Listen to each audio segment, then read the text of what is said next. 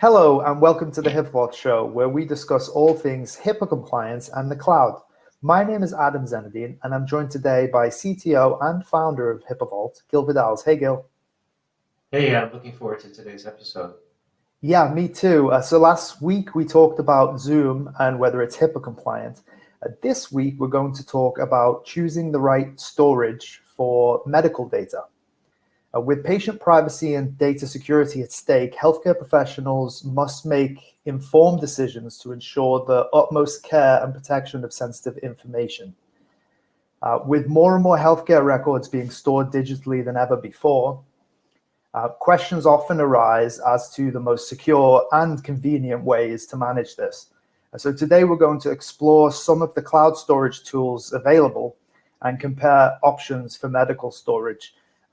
Gil, I thought the best way probably to structure this is to talk a little bit about, to approach the topic from the aspect of, who is going to be accessing the storage and what are the storage needs? So perhaps we could talk about personal users that are accessing the storage versus software and applications that need to access storage. Does that sound like a good way to frame it?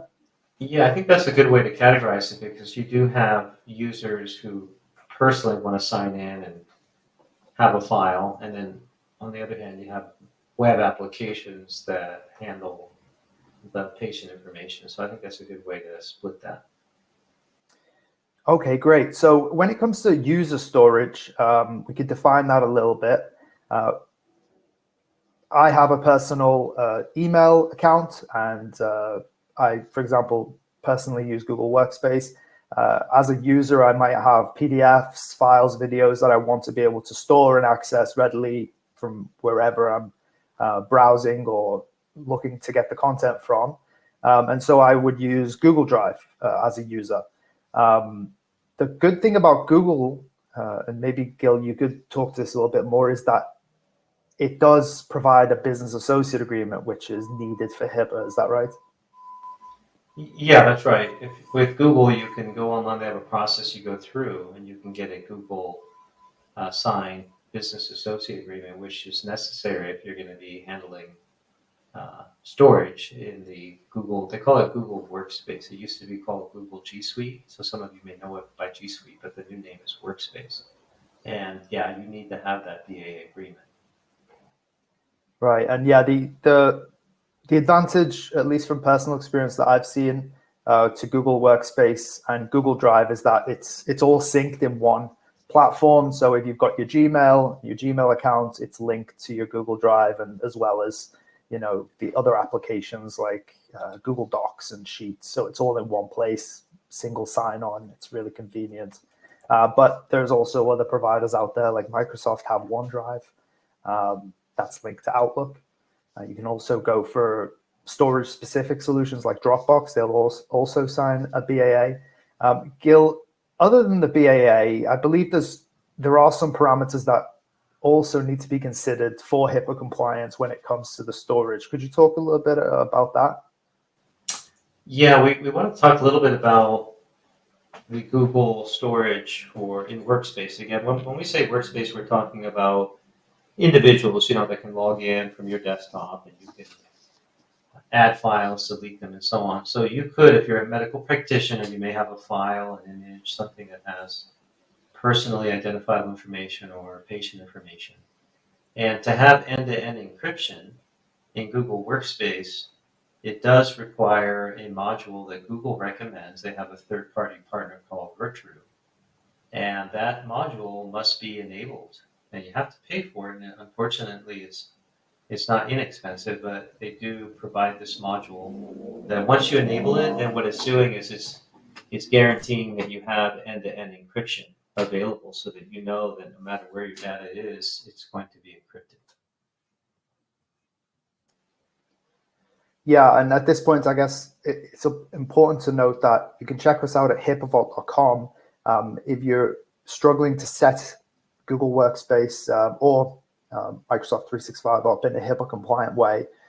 We do have experienced professionals that can help you with that. So check us out there at HIPAAVault.com. Okay, so moving on to application storage. there's a couple of notes I have here to touch on, which are cloud buckets, and then also disks and drives. Gil, could you break that down a little bit when it comes to applications? What one of the viewers might be looking to choose when it comes to application-specific storage? Sure. So the applications, to give a realistic or an example that we can visualize, if you have a web application, say you have a medical app that allows the patients to log in on their mobile phone or on their desktop computer. And so that data that they're inputting through the mobile phone or their desktop laptop is going to end up on a website. And so that website, that web server, to be more specific, has a disk drive. That's where the data is actually residing.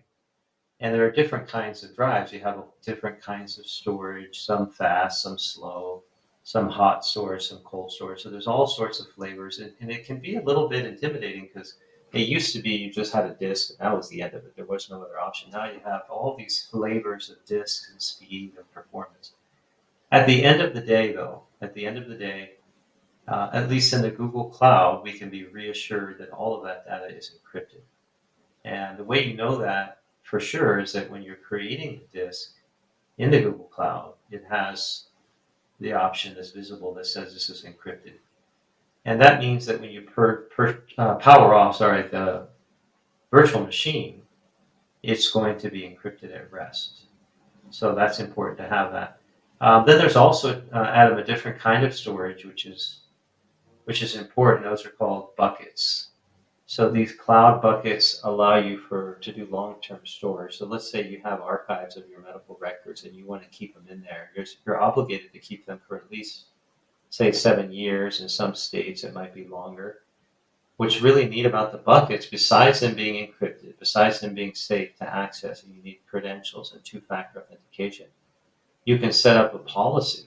The policy can say something like, keep this data for 7 years, or keep it for 4 years, or whatever you want to set it to. And then what happens is any data that ages past that threshold will get deleted automatically. You don't have to remember one day and go, oh my gosh, I have to put it in my calendar, I have to go back, in the future and remember to delete that. You don't have to remember anything. You just set the policy. Once the policy's there, you dump all the medical data you want in there, and as time goes by, that policy will make sure that older data that passes the threshold will be deleted, and that way you'll be compliant. And you also don't want to be hanging on to data that you shouldn't have, right? Once the period of time is over, you don't want to just be having that data hanging around, because that's a liability to you, right? You don't want to have it there unless you have to. And is there a compromise being made there? Is it cost versus speed, or how does cloud buckets play in here as an option? Right. I'm glad you asked that. That's a good thing to clarify. So buckets are not known for speed. They're not slow, but they're not going to be the storage that you want for your web application, that you want to be very snappy and very responsive. For that, you want to have something like an SSD or a persistent disk. So you don't want to use a bucket. A bucket is mainly for archival purposes. And you want to use, and buckets, by the way, a lot of times are used when you have a massive amount of data. You have not just a few gigabytes, but you have tens of thousands of gigabytes, which is called terabytes. You have terabytes of data, you're going to want to put it in a bucket.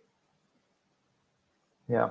And I think probably important to caveat that with, when we talk about speed, the cloud buckets can still be pretty snappy, right? But it's really for the user, you're talking about the difference between something loading instantly and it taking 5 seconds to load, maybe. Would that be about right? Yeah, I would say that's depending close. On the file size, obviously. Yeah, I think that's close to being accurate. However, if you have, let's say you have a site or a web app that has a lot of traffic, you wouldn't want to use a bucket, because imagine all those visitors trying to access the files, and each one takes 3 or 4 or 5 seconds, and then it gets queued up. So yeah, it might take 3 or 4 seconds for the first guy, but for the second guy, he has to wait for the first guy to consume the file and the next guy. So it wouldn't be good for that. And I also wanted to mention cost. The buckets, the cost is really, really super cheap. because again, it's meant for archival purposes. So I think that's an important point. SSDs, I mentioned that a second ago. SSDs are perfect for hosting the databases. Normally, you want the databases to be really fast, super fast. In fact, probably faster than the web pages themselves. And I'm blurring the lines a little bit there, Adam, because web pages do come from databases. In the old days, you'd have a web page sitting on a disk drive on a website, but now most of the content that is delivered through a web page or through a website is coming from the database through the web server and onto the end user. So the database, you want to be very, very fast, and that's why SSDs are good for that. Adam, I just want to mention one more thing that I think is important. We mentioned that module that encrypts end-to-end for Workspace. Some of our viewers may be wondering, well, what about for Google web applications? Do you also need Virtue module for that? And the answer is no, because Google has divided their world into two areas. One is Workspace, which is meant for end users to log in and write documents, personal documents or business documents. Whereas Google Cloud is meant for business transactions. It's meant for building applications. So they've made that environment called Google Cloud Platform, GCP. They've made that HIPAA compliant. You don't need to buy another license or do anything extra to the environment. You don't need an extra license is what I mean. Yeah, no, that's a really important point. When it comes to overall considerations for the viewers and listeners, how should they approach this in terms of because often I think we raise as many questions as we answer. So what would be the next step for them in terms of finding the right storage solution for them? Well, again, the way you set this podcast up, I think is perfect, Adam. So if you are a medical practitioner or you're a web app developer and you have a need to store some documents yourself, Google Docs, spreadsheets, keep notes, all sorts of things that Google offers, you want to use this Virtue module and pretty much have someone else set it up for you. It's going to be a hassle if you're trying to learn it all yourself. You're a medical professional. You don't have time to be messing around with that. So better to reach out. If you're going to be a web app developer or if you're a business owner, we have a lot of medical practitioners that own their own applications. They have their own development team. In that case, you want that team to access the Google Cloud Platform. Or what we do for our customers is we work within these scenarios. We're the ones in charge of making sure that on the Google Cloud side, everything is set up properly and maintain the HIPAA compliance. So there is work involved to doing it and maintaining it. Setting something up is one thing, but maintaining it secure is just another matter altogether. So I would say make sure you have a HIPAA compliant provider that can assist you along the journey. Yeah, absolutely. And to the listeners and viewers, if you have any questions, you can email us at podcast@HIPAAVault.com. Now you can tweet us at HIPAA Hosting. So today we've covered the various storage options for medical data, including Google Workspace, Google Drive, OneDrive, Dropbox, as well as the options for application storage like Cloud Buckets offered by Google Cloud, as well as AWS. We also explored the differences between SSDs and HDDs that can be utilized for primary and secondary storage. But ultimately, it's essential to consider compliance, security, scalability, speed, and cost when making the right storage choice for your medical data. So that's it for this episode. Make sure to subscribe and leave us a review if you enjoyed the episode. And until next time, thanks for stopping by.